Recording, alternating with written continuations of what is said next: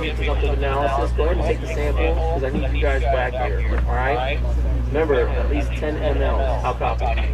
The whole premise behind this multi-CST exercise has been that we had all the teams in the region. There's been an incident that happened, and they brought the teams in order to have enough resources to respond. So this is not truly a no notice. We're here doing relief in place and also responding to multiple incidents that have occurred in the state of Delaware. So they've reached out to FEMA Region 3 and all the CSTs in that region to respond.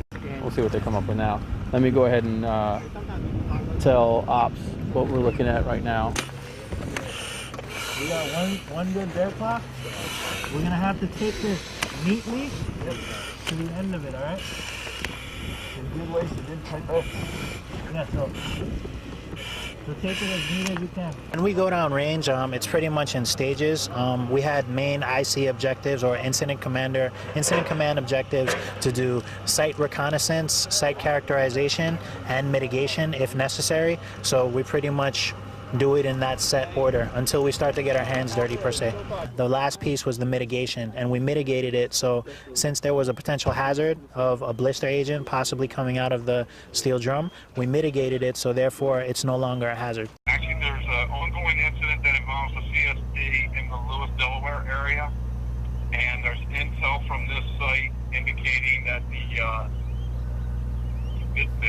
original site is the residential location of a subject of interest, a person of interest that the FBI is involved with.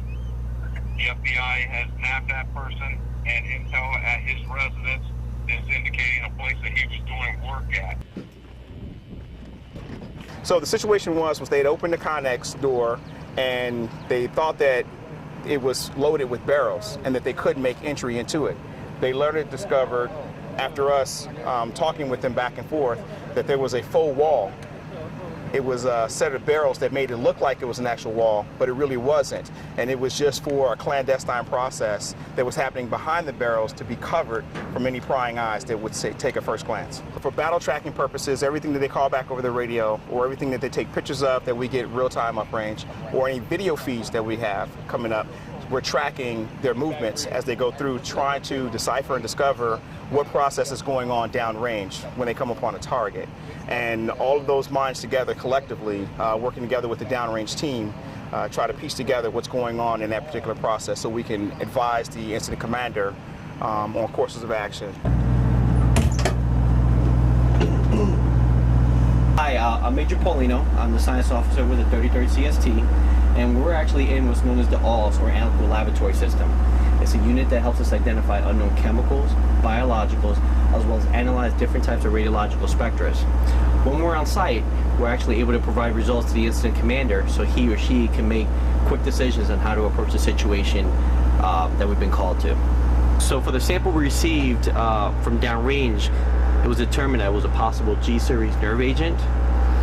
Running that sample on our gas chromatograph, here's an example of the spectra that you would have seen for that G-series nerve agent.